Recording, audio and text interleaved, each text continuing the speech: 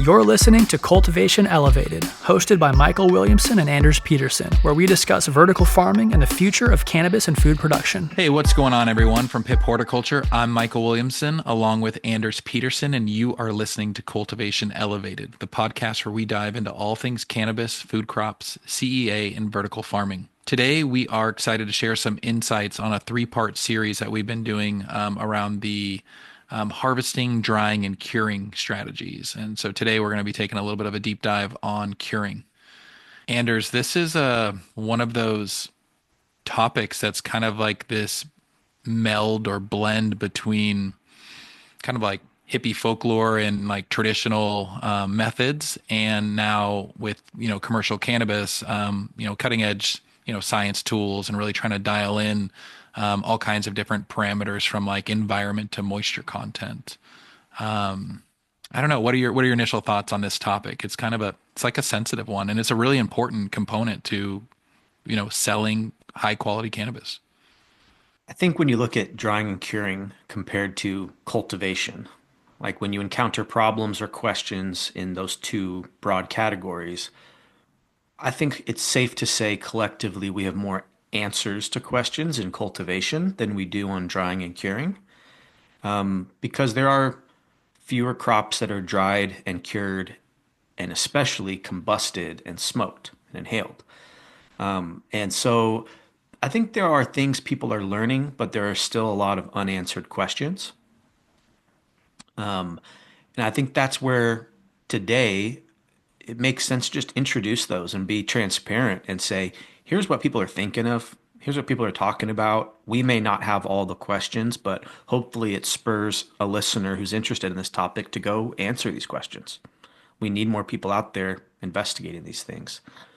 But there is stuff that we do know, and at least guide rails from science and established mechanisms that can lead us towards some theories and answers. I think a good place to start is when we're looking at the drying and curing of cannabis. When does one stop and one begin? When does drying end and curing begin? High level, in my mind, and I'm not saying this is the right answer. This is my interpretation of what I've learned. Drying is a rapid decrease in moisture content, right? Taking it from a live, fully hydrated plant to a majority of the moisture content reduced in the bud. And curing takes that bulk, fast drying, which can leave an unevenly dried bud, and curing homogenizes the moisture content of that inflorescence or flower. But there are other things going on than just the normalization of moisture content. And that is where a lot of the intangibles kind of occur. Some of the things is, one of the topics people discuss is like chlorophyll degradation. I think a lot of us who've dried a lot of cannabis can relate to this, where there's a period in your drying process where you smell this grassy hayish kind of green aroma. And then throughout the curing process, that goes away when done correctly, and you get that big burst of strain-specific terpene profile, cultivar-specific, aromas. Some people theorize that that is the process of chlorophyll degrading, and that once chlorophyll is degraded, that's where you get the true profile of the cultivar. And there is enzymatic activity occurring after the plant is dead that is resulting in a lot of this. And I think enzymatic activity is where I think a lot of questions still need to be answered. It's a pretty fascinating subject. It is. I think we said this might be a short podcast today, but I got a feeling if we start to go into the science of things and all the other parameters around some of this stuff, it actually might be, a full podcast. So, Totally. but I guess let's back up a minute. I want to get into the science of stuff, but I guess I want to kind of delineate what curing means to different people. So someone will tell you like, oh, I cure for 30 days. I cure for 10 days. I cure for 2 weeks. And so when someone says something like that, you really need to understand what that means. Like I find that a lot of people say that when they say that I cure for 30 days, they're typically also including their drying period in that. And to your Sometimes. point, like where does drying begin and end? People, if we look at commercial settings, I've been to facilities where instead of, when we think, a lot of people think of, oh, the curing happens usually after a product has maybe been trimmed, and now I've got it into like a big turkey bag. If you're a home grower, it could be a glass jar, big mason jar, pickle jar, or something like that. It could be in a tote in a commercial setting, but I've gone to very large industrial facilities, and I believe that you know this concept as well from your HVAC experience. But I have people that have just basically treated the entire drying room as a curing room, and they're in big commercial settings. They might be running one cultivar in that drying room, and they'll basically adjust parameters, and they treat the room like a big glass jar, if you will. They have burping periods and everything. Have you seen that before where, you basically are turning your drying room into your cure mason jar or your cure tote? Yeah, and I think more people would like to do that, but they need that space for the next harvest coming down for commercial production. But absolutely, there's nothing saying that curing has to occur in a turkey bag or a glass jar or a tote with a liner in it, for example, right? Or one of those cure tubes or one number of the other vessels used. Absolutely, it can be done in a room, pre-buck, pre-trim, and you see a lot of variability to your point in how people are doing this. Most people, I would say, would consider curing everything once they remove it from a drying room. I think that's more like the commonly accepted term, right? 10 to 14 day dry, and then they buck, maybe do some trim, and they're store while they're trimming, they're kind of curing too in different vessels and bags. Yeah, it's not uncommon to have like, so you bucket into, let's just say, let's talk commercial for a minute. You bucket into a tote that's usually lined with Like a some kind large of turkey bag type material. like a large turkey bag, but there's different types of bags that have like one-way breathable components to them, some that aren't breathable. So I know like in some cases there's that maybe it's like 1 or 2 days before the product actually gets trimmed. I don't know. It's not.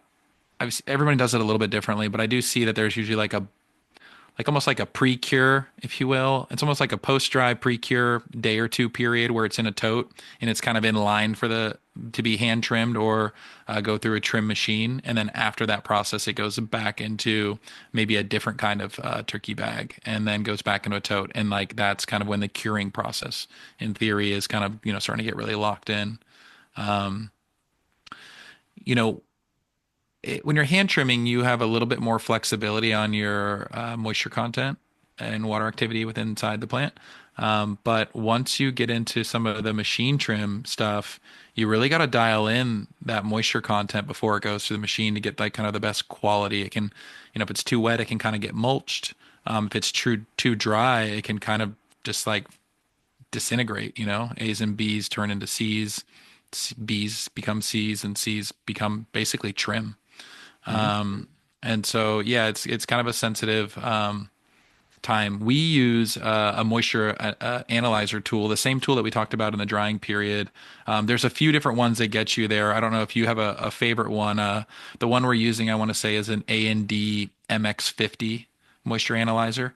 And we use that as like and you're doing it by a point testing, so it's not necessarily indicative of your entire room and your entire batch, but we'll take a few different samples by cultivar too, because as we know by cultivar, some things simply dry at different rates.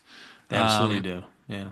And so we'll use that as a tool to dictate when does drying end and when does it optimal to put this through like automated equipment. And the device you're talking about, I'm not sure on the exact model, but I believe it's a loss on drying like weight balance. So it's a little oven that heats up the Correct. sample and it has a scale component to it. So it weighs the sample when you put it in. That sample is then subjected to a number of heat cycles to fully desiccate it, remove moisture, and then you weigh it after it's fully desiccated, and the difference in weight is then calculated into moisture content. And so you're using that as a benchmark for when to move your product through the process. And I think a lot of people do. Some people don't do it at all. They do it all by feel, right? A lot of people do it by feel, but there's a couple wizards out there that I've met when they just, they kind of started doing their thing and like, nope, this one's not quite right. Oh, it's crispy on the outside, but still not quite what I'm looking for on the inside. And, you know, s- sometimes that works, but it's really hard to be consistent with that day in Yeah. and day out. And then if you have one of these, like, I'll call them a wizard for lack of better words, but it's usually someone who's, probably been up on the hill for a good 10 years plus, and then, kind of came into a commercial setting. Um, it's one person. That one person's sick. We talked about that in cultivation. Having like one person that's really good at your controls is kind of scary. That person quits or needs to go on vacation, and no one knows how to back end do it. So what I like about taking the more, I guess, analytical approach is it's kind of unbiased and it can Hmm. be trained between multiple people. So I totally agree. Well, and yeah, I think one of the subjects too here is like burping, for example, too, and like how people do this process so differently. I mean, I was amazed when I first started, a long time ago when I was drying these batches in Berkeley.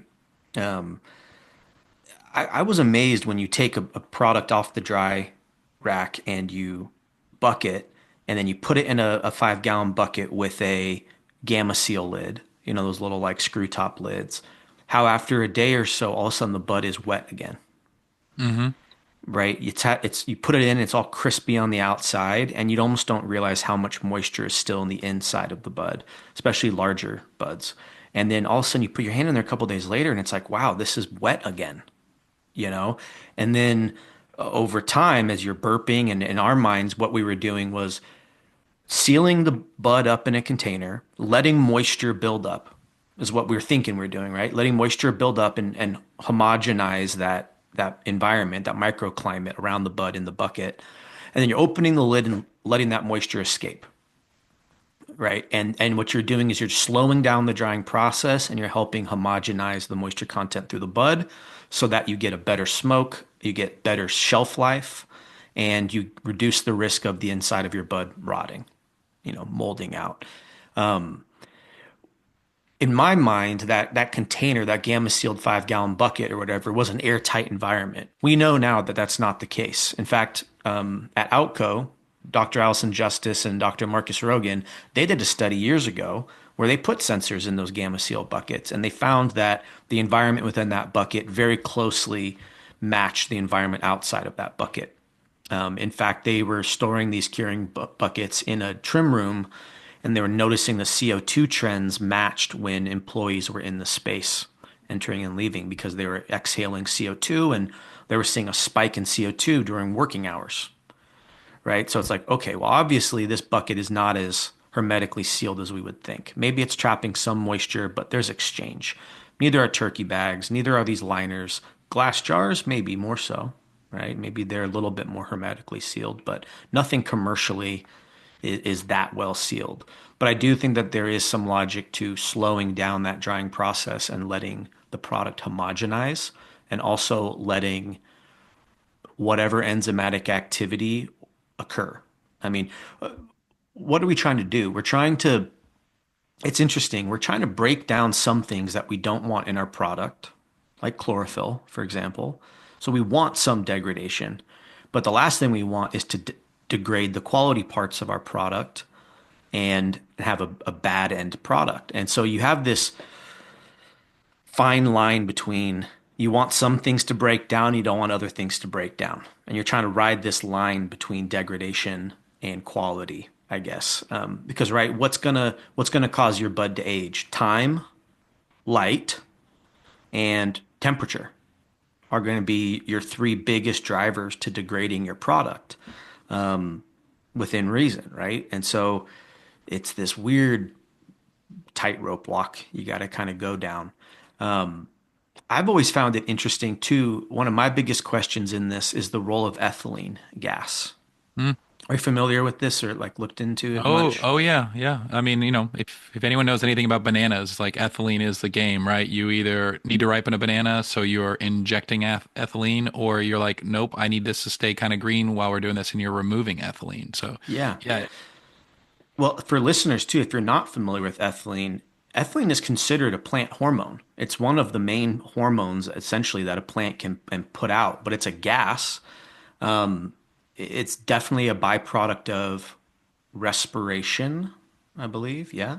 And it's used in the food industry. Like, for example, a lot of tomatoes are harvested green Green. so that they're firmer and they bruise less easily for transport. And then when those green tomatoes get to the local distribution center right before your grocery store, they're put into a room where ethylene gas is released and they turn red. And then they're put on the last truck to your shelf. And people think you can assume people would say, "Oh, that's not natural." It's totally natural. That's what's happening in the plant. The plant is releasing ethylene gas to cause ripening. That's what its purpose is for, senescence and ripening in the plant. When plants, even when they're growing, you can see the ethylene content increase during the senescence phase of their life cycle. That hormone is being triggered to help that senescence quality, and it's still continuing, in cannabis post-harvest. It's all like your banana example too. That's a really fun science experiment to do with people, or like even with your kids or something on your kitchen counter, is get a Totally. glass bowl, put I've done this before where you have two bowls. You have a bowl where you have a really unripe peach or something, and you put one underneath each bowl. But under one of the bowls, you also put a banana, and you watch how those two peaches ripen. That banana is known to give off a ton of ethylene gas underneath that dome, that glass bowl. And you'll see that peach with the banana ripen exponentially faster and start rotting and molding before the other one even gets close. Right. So, in That's simple kind of what's terms, happening in cannabis too, is with this ethylene gas. And we know that cannabis gives off ethylene gas. And one thing we also know is that there is beneficial enzymatic activity occurring in the drying process, but most of it stops around zero point 0.6 water activity. The enzymatic activity significantly drops off and almost completely ceases.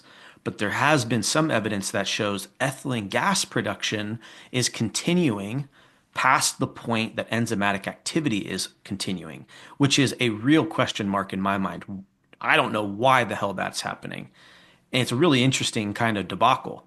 So if enzymatic activity has ceased below water activity and moisture content, why is ethylene gas still being released? What's its role in the curing process?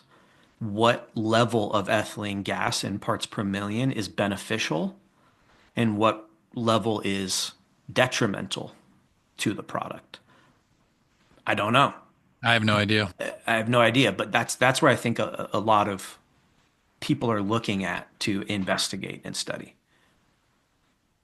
I would say, in simple terms, curing is kind of like the difference between like high quality cannabis and just cannabis. And so Mhm. for people who are wondering, like, well, what if I just like dry my product longer and I can sell it faster or whatever it might be?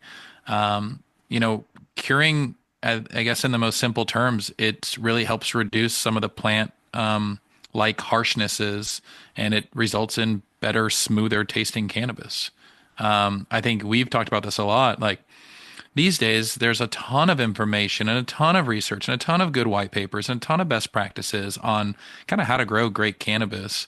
And I would say a lot of people can get to the good cannabis kind of level pretty easily these days. But then time and time again, we see that it gets butchered in drying, curing, and everything that follows it. What are your thoughts on like environmental or VPD matching in curing? So, can we talk a little bit about maybe what an optimal curing environment looks like from a temp and relative humidity standpoint? And that can fluctuate. I think it's easy to think about it in a temp and relative humidity set point, but I think the better way of thinking about it is vapor pressure. Sure. And so that's really what's going to drive the release of that water from the bud into the air. And I know there are companies out there designing drying methodologies based just solely on vapor pressure. And vapor pressure, I think a lot of growers will relate to VPD, vapor pressure deficit in the grow room. And that's kind of the same concept in drying, although it's maybe slightly different. And so, yeah, it's a valid metric to be tracking and growing to understand the release of that water or the ability for water to be released from your bud. The biggest or simplest thing is if you're going out of a dry room that is, say, a certain vapor pressure or a certain temperature and relative humidity, and then you're moving into an environment that has more humidity, a different temperature, that bud can absorb more moisture and it can act as a sponge. And so it makes sense to me as a general like kind of rule of thumb is to not take your freshly dried product and put it into an environment and where you're working against yourself, where you're now adding moisture back to it and then extending the process of drying and curing or reducing your shelf life. I think shelf life is going to be a more and more commonly talked about topic. For people who aren't as familiar with VPD, who might be listening, if we were to talk in terms of kind of for temperature and relative humidity, and kind of key terpene retention and enhancement, we're kind of talking about stuff that's in that 60 to 65 degrees Fahrenheit range. Humidities can fluctuate 55 to 62%, depending on kind of what your end goal is. And I think that's something that's worth talking about as well, is like, what are you curing for? Are you curing for finished flower? Are you drying and curing for extract? A lot Are of you drying extract. curing for a pre-roll machine? I'm working with a buddy right now who's having an issue with his pre-roll machine and the moisture content clogging it up of his bud. They're trying to Well, dial it in for that. a lot of it, I'm not sure which machine it is, and we don't need to name names here, but it's not uncommon for a lot of these pre-roll machines to want you to have about 8% moisture content. And then they also want you, a lot of people don't realize this, they want you to sift out like a percentage of your trichomes. Yeah, wild. It's wild. So yeah, that's a whole nother thing. But I guess, why am I drying? Why am I curing? What is my end goal? Because depending on what that is, it might make you play on this range or have a longer duration of time for different reasons. As we were highlighting a little bit earlier, depending on the cultivar, could total like to me, I would say most cannabis falls into maybe three different general categories on the curing side. And let's call it, you might have some buds that are really dense and they just take a bit longer. You might have something that's kind of in that middle range. And then you might have something that's kind of like, I don't want to use the word wispy, but it just, sometimes they just dry out faster or they tend to, crisp up faster. So hopefully it's more like two buckets, but there could be three, kind of like I'm a big dense bud and I take a long time to kind of dry and cure. I'm somewhere in the middle of that, or I'm really quick, or I'm somewhere in the middle. So kind of having some slightly adjusted SOPs in terms of it could be manipulation to temperature, relative humidity, or VPD, or it could be also duration of time and how this product is in that different stages. And so when you're trying to dial this stuff in, there's a lot there. It's just not as simple as people Well, think. I'll tell you that's complex, right? Having those different buckets of bud types. I think that's where it's been interesting these days. Consistency is key. Everyone knows that in growing, but it's interesting how much focus cultivators are putting on growing the same size buds top to bottom through the plant, especially with the advent of under canopy or inner canopy lights, where you're getting less of a spread. You're getting a more homogeneous bud size and weight per bud throughout the entire plant, which helps a lot in the drying and curing process because you have less variability and a more even drying rate through it all too. So plus it's just easier to sell, having similar sized buds of a certain, you know, diameter or whatever. So Sure. it makes for better eighths and everything's too. Cool. And a lot of people also on the commercial side, let's just say they're going through like a machine trimmer, they usually are, if they've got their stuff kind of dialed in, they're usually going through a sorter right after that. And so now you're starting to take a batch and you're sorting it by its bud size, bud density. And so now you have homogenized, let's call it A's and B's in the same one, or maybe you have your A's and you've got your B's in another tote and you got your kind of C's and some of your LARF in another tote. All of those might need to be, most likely need to be treated differently. One thing that a lot of people don't realize is there's like cannabinoids, as an example, THC, CBD, CBN, they continue to change during the curing process. And even THCA, like THC, while most of this conversion obviously happens during like decarboxylation or heating or igniting of the plant, some minor changes do occur during the curing, which help optimize potency. We also see if you overextend curing or exposure to oxygen for any long period of time, it can lead to THC converting into CBN. And as some people know, that has a more sedative effects. And then CBD and like minor cannabinoid stability, curing stabilizes cannabinoid content, ensuring a more consistent product over time. It's this rehomogenizing thing that's really interesting. And so when you were talking about the burping period earlier, it's such a terrible like a terminology, but it's so commonly used. But let's talk a little bit about what does burping mean. So I've got my product in a tote or in a mason jar, maybe at home. What is burping for you, Anders? Releasing excess moisture, And how do you do that?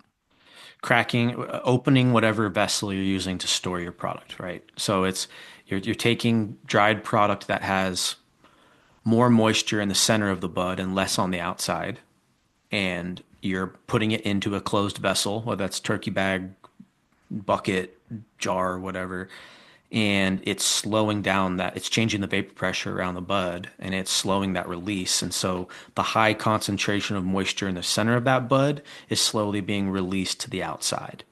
And then eventually outside of that bud into the head space of that container. And then you're opening that container and letting that moisture out, the excess moisture that the bud didn't need to homogenize everything. Even today, there's like people that are selling like auto burp technology, and Oh yeah. they're triggering the the exchange of air, maybe with intake and exhaust fans or what have you. They're triggering it based on absolute humidity, not relative humidity, but the total buildup of humidity or grains of water per pound of dried air is the units for absolute humidity. And so they're using that as a way to trigger that burp. Yeah, I haven't gotten to play with any of those yet. The one that comes to mind is a company called CurePuck, and they basically are trying to like streamline and take out the guesswork out of when do I burp and for how long do I burp. And I think that's really interesting. It's something I would like to get my hands on and kind of tinker with before having more of an official opinion. But it's interesting. So, let's say we're in a tote, we go to open that tote. Well, during the first few burping days, we might open that lid 100% all the way off, open that turkey bag or all, that bag's all the way open. We might be doing some gentle agitation or rotation with the actual buds themselves, because a lot of times one of the areas where I see people kind of make a mistake is they really like feel the top buds on the top of a big tote and they're like, oh yeah, this is crisp. But then if you go kind of dig down in there towards the bottom, you'll find that the bottom is a lot more, is got a lot more water content in it. And so, making sure that you're kind of rotating, and that's where you have to be gentle too. It isn't like I'm just going to go in there and like, thrash all my buds. As we touch this plant during this process, if you're not careful, you can degrade the quality of the trichomes and the terpenes as well. At one point commercially, we were trying to figure out from a touching the plant less standpoint. We switched over to wax lined, like BPA free barrels. And Put I them on their want to say, side and you can kind yeah, of turn them a little bit, make it yeah. easier to, yep. Actually, it was one of the first sales that I made at Pipp, was for myself, and I got a bunch of racking, and yeah, I had barrels lined up as you could imagine how kind of like how whiskey or bourbon is stored, and I stacked them to the ceiling, and my goal was I was like, well, I can now gently like rotate like a steering wheel almost like turn your steering wheel 90 degrees or 180 degrees, and then there's those usually the top of lids of barrels are all a little bit different, but typically you had two portholes. Because a lot of this stuff is designed, you can get this stuff from like Uline. It's designed for like liquids essentially, or like some kind of food that you would store in a barrel. And so at one point I was trying to play with the concept of, okay, so I take the lid off on my tote, but I have these two holes. And so I took a pump that you would use to inflate an air mattress. And I took the two holes off because you could like reverse it and pull or push. And so I was doing almost like forced air exchanges for a while. But again, this was not well documented. Didn't have like there wasn't a PhD on the team who it wasn't a research experiment. It was like trying to just figure out some operational shortcuts. Ultimately, I've moved away from the barrel. There were certain things I liked about it. If you can get the right lid, but they can be pretty cumbersome with getting a good seal on them, and those metal rings can kind of snap back, and they're also quite bulky and heavy. So for someone like me, not so much a big deal. But as you could imagine, trying to take a 35-gallon barrel, not that it weighs a whole lot, it's just kind of awkward. And now you're trying to get it up onto multiple tiers and maximize your space. So it had a couple shortcomings. And then the things with the issues with the barrels too is you can never nest them.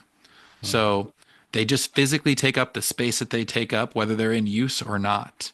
And also sanitizing a barrel that's kind of tall and having to kind of get down in it. You almost have to like put your body into it. And then as you're cleaning it, you're like recontaminating it to some degree. Yeah. I remember up in like the Emerald Triangle for years, like I had a buddy who had a very large outdoor grow and in the Prop 215 era, and he would, cure everything in 55-gallon blue U-line drums. And eventually he got fancy and he started doing the nitrogen purge. Hmm. Remember when they started selling eighths in those little tuna cans that were all nitrogen purged and you'd crack the lid and you get this Yeah. big terp rush, but then the Oh yeah. weed didn't taste like anything, like it was funny. You don't see that anymore, but that was a big deal at the time. Like those little tuna cans with the nitrogen purge on the top. And that was because of oxidation, right? So they were trying to remove the nitrogen flush would force all the oxygen out of the container. And then when you seal it, you have less oxygen and no sunlight to further degrade that product into like CBN, like you were talking about, or other oxidation byproducts. And that was a big deal, but it had other adverse effects. The weed was less enjoyable, less smokable. I know at scale, my buddy did it every year, and he would hold back his outdoor crop with the nitrogen purged barrels, and he would release it after the initial flood, The big in rush was over, Croptober. Mark. Yeah, and it seemed to work pretty well to at least delay that oxidation and kind of degradation byproduct. I find it Yeah. interesting that there's really no other comparable product out there that this is done. This is a new process, kind of. I mean, there's a lot of products and food products and smokable products that are dried, like, even trail mix, like dried fruits, dried nuts. That's a huge industry. And there's a lot of peer-reviewed scientific articles on the drying of food, and how that impacts its shelf life, as a product. And then the obvious one is tobacco. That's where when I started getting into the HVAC side of a dry room, I spent a lot of time reading articles on how tobacco is dried and cured. And you would think there's some things you can learn from it, but it's a totally different product in how it's dried and cured. In fact, most tobacco is dried with forced heat convection. So they're adding a lot of heat and moving a lot of hot air through the product, which is not something at much higher temperatures than we would ever do for cannabis. So it's only such a useful comparison to go learn from it. There are some chemical reactions that are better understood in tobacco in terms of enzymatic activity and chlorophyll breakdown that we can apply to cannabis, but the process is very different. And same thing when it comes to like when you Google a lot on drying food, nuts, fruits, and beef jerky are very common ones that you'll come across when there's a lot of research on how that's dried and its shelf Yeah, and stability. some of the solutions out there for cannabis, or at least are advertised for cannabis, they came from that exact sector that you're talking about. They're also used for jerky, nuts, and dried fruit. Yeah, there's a term called modified atmospheric packaging, MAP, and that's because it's not only just the process, but it's also then what you package it in and how well does that preserve all the work you've done. And I know in that industry, the packaging has a huge impact and play in the ultimate shelf life and stability of their products. One of the things that I want to talk about a little bit too, because the map thing kind of brought it up for me. So a lot of people aren't thinking about their climate in their trim room. Yeah. And so, you go from a very controlled environment in drying, and then you, in theory, should have a pretty controlled environment in cure, but it might go somewhere else. In some cases, people might buck in their drying room, which I know is when there's space allowed. It's something that I believe you and I are both kind of fans of because you kind of make one room dirty, and then you bring clean totes out. But some people have like a bucking room. They'll move stuff into a bucking room. That bucking room, you need a VPD match, or you need to kind of make sure that your temperature and your RH are at a level that is kind of uniform throughout this process. And one of the examples I can give is, let's say you're hand in the trim room too. The trim room kind of falls in that category. Let's say you have a bunch of people hand trimming and you give them an allotment. So let's say maybe you give them 1 pound for the first shift or before lunch, and maybe it's even a half a pound. It depends on the caliber of their skill set. Um, if you're in a really, like, let's say you're in Colorado, Arizona, and the relative humidity in your trim room is, I don't know, 30%. 30, Yeah. 30%. Yeah. Yeah. Your product is going to dry out just in that time period. And that could be a positive or it could be a negative. But if you are into controlled environment agriculture, you should be into, what was the acronym for MAP? Modified Atmospheric packaging. atmospheric packaging. I kind of think about like CEA isn't just for live plants. CEA continues throughout this drying, curing, trimming, in packaging as well. Controlling the environment is really critical. Yeah, I mean, look at when was the last time you opened up a pack of beef jerky? Right, you rip the thing off the top where that Mylar bag is perfectly sealed, and then when you crack that zipper open, there's a desiccant pack in that pack of beef jerky. Same thing with trail mix. Like you open up that plastic lid or whatever, and there's a sealed, you know, layer that you have to pop open, and sometimes you hear a little hiss. I hear what you're saying. You got to maintain that controlled environment through the whole process to the end consumer. One of the weak links I see that you didn't mention was hallways. When your dry room is right next door to a active flower room and you're leaving those bins in your hallway for an extended period of time as you're transferring it from room to room, we know most of these containers aren't truly airtight. It doesn't take long for that product to absorb more moisture. So I think the hallways too are an area of where you got to control that environment. It's not something you can Yeah. just blow off. You know how we talk about the path of the plant? I would look at the whole path of the plant, even though it's, in its drying kind of form, but look at everywhere that that's going to go in your facility or at your house and say, what could I do to better optimize this environment so that I have Mhm. less loss and I'm in control. Let's talk a little bit about when things are too wet, what happens, because there is a lot of risk for microbial issues, bacterial issues, fungi issues.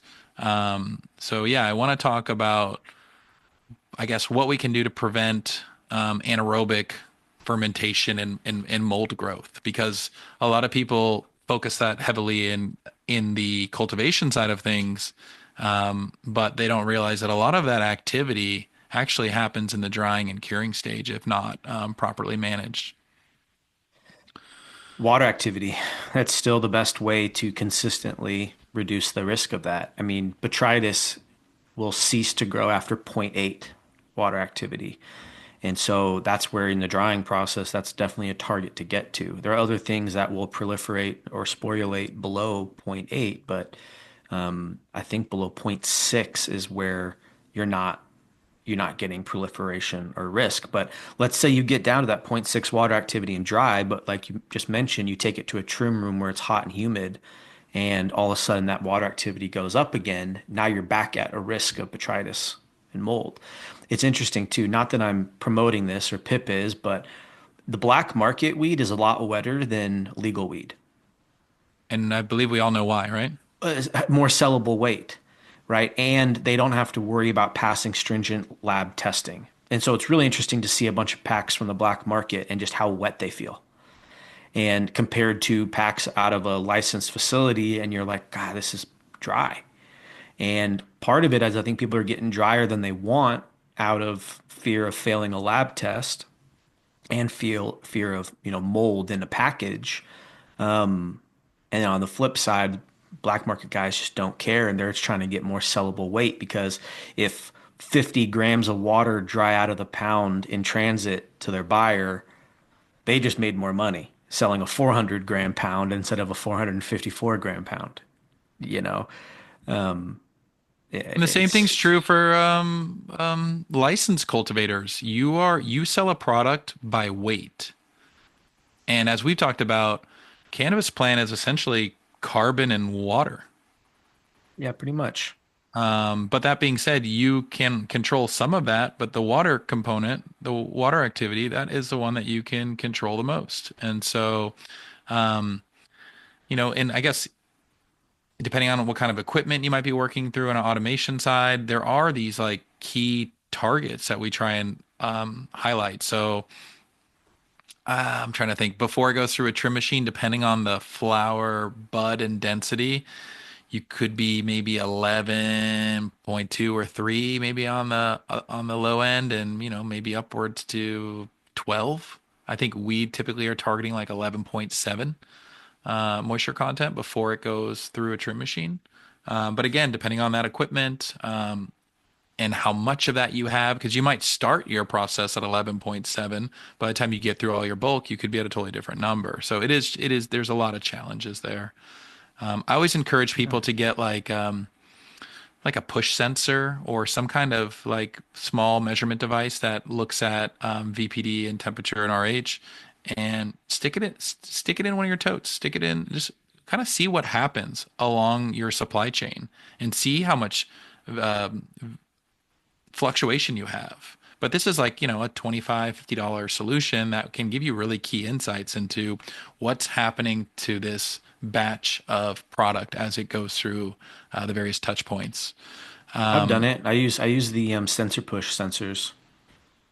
yeah, they're They're great. great. They're great. They're great for redundancy. I like them for redundancy a lot. Use them but a lot of people you'd be like, oh, I put them in my grow, but like use them in post harvest. It's a wonderful tool. Yeah, I even put them in my seed collection, Smart. to manage the shelf life and stability of my seed collection, you know.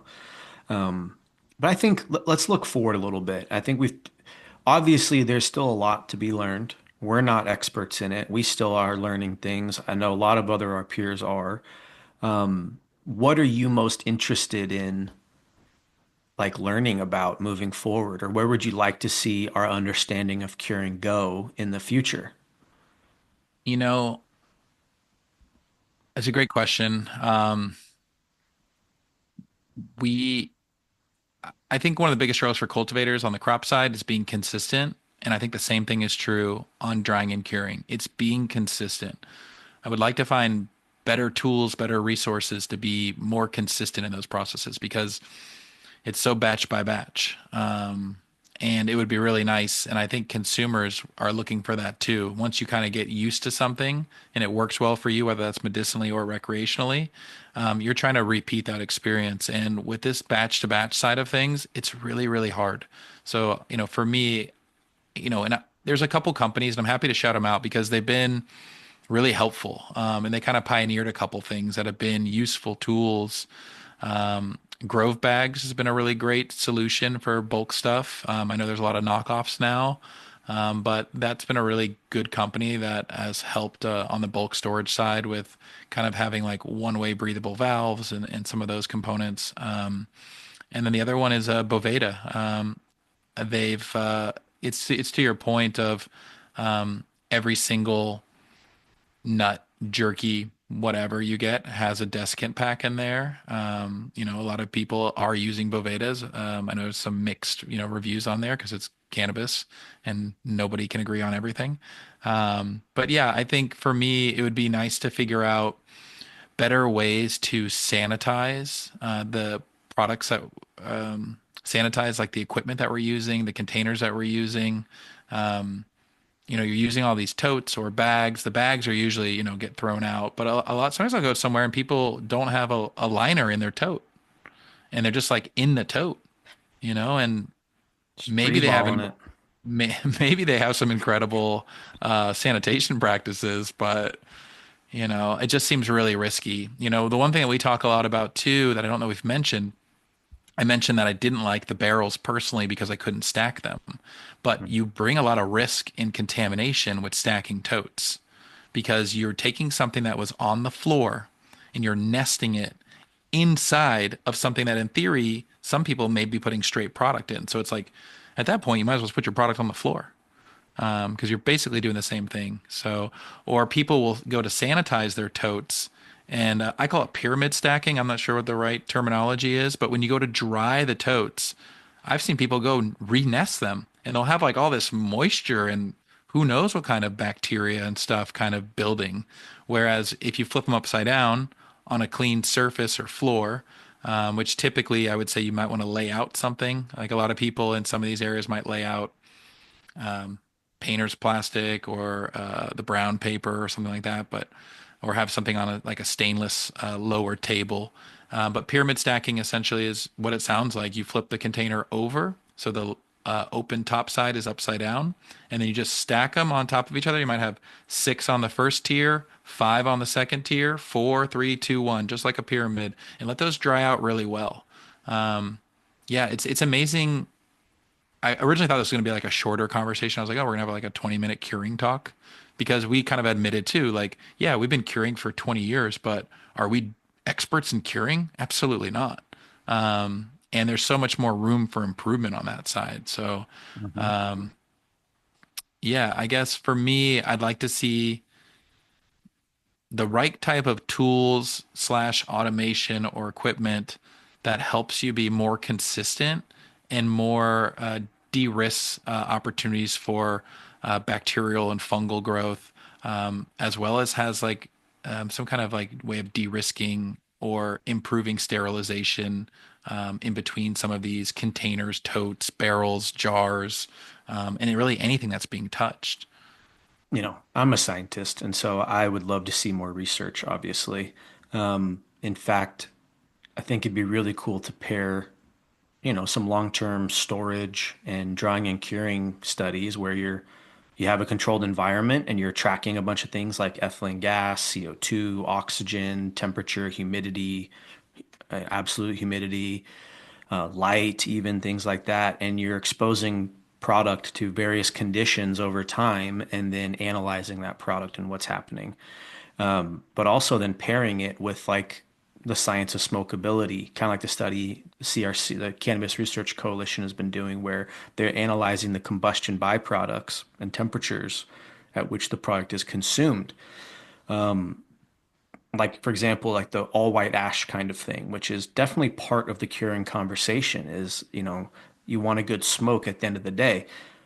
In tobacco, I believe it is very much a byproduct of like the magnesium content in the tobacco is to and moisture content. It has to do with a few fertilization like fertilizers or essential nutrients, but then also the overall moisture content is what's going to dictate the ash. And whether that's a signifier of quality or not, who knows? But it'd be really interesting just to try these different conditions. The funny thing is, though, I try and think, okay, let's figure out what if we figured out the perfect recipe, for drying and curing cannabis per cultivar or whatever. Most people couldn't probably achieve it in their facilities, with the control that they have. So it's funny to think that even if we had all the answers, would we even be able to actually adhere to it? I don't know. Yeah. Probably When I not. think about like curing specifically, like the terminology that comes to my mind is like delicate balance. It's a really delicate balance to kind of bring all these things together. But, as we wrap up this podcast, I think, to summarize what a final results of a proper cure are, it's usually about a 2 to 4 week or more period of time. Smoother smoke is usually a result due to chlorophyll breakdown. Stronger aroma and flavor is directly associated with higher terpene retention. Optimal potency and effects are due to cannabinoid stabilization and homogenation, and longer shelf life with reduced risk of mold and degradation. So those are kind of like the goals that you should have. And there's so many different products and so many different tools out there that are starting to kind of emerge. And you know, what's nice about some of those tools and stuff is a lot of them don't cost a lot of money. So you can pick up some of these monitoring devices and some of this like semi-automation for a reasonable price. And the same, a tote is a tote, whether it's at your house, at a small grow or at a large grow. We kind of see the black and yellow totes pretty much at all levels of scale. So a lot of the solutions that are being designed in this space are kind of based around some kind of general tote like that. So I guess the cool part there is the solutions that are that might work really well commercially might actually in this one situation make sense, residentially or from a home hobbyist standpoint as well. Yeah. Well, this was an interesting one, and I appreciate everyone tuning in and hearing our kind of thought process as we work through it too. It's an interesting topic where I think we all of us could learn more, and I think there's no one who's truly an expert on curing right now. There maybe some people think they are, but there's still a lot to be learned. Yeah, but if you do think you're an expert in curing, we'd love to talk to you. Yeah. Or if you've got ideas too of like stuff that you want to share, feel free to like, subscribe, drop a comment. You can send us an email. Anders and I are really accessible. Doesn't take a whole lot of Googling, but you can kind of find us. And yeah, we'd love to hear more about what's working well for you and at what scale, and maybe what's not worked well for you as well. So yeah, if you feel like sharing or you want to take a deeper dive on anything, feel free to drop a comment and we'll address it. Yeah. Thanks for listening, everyone. Have a great day.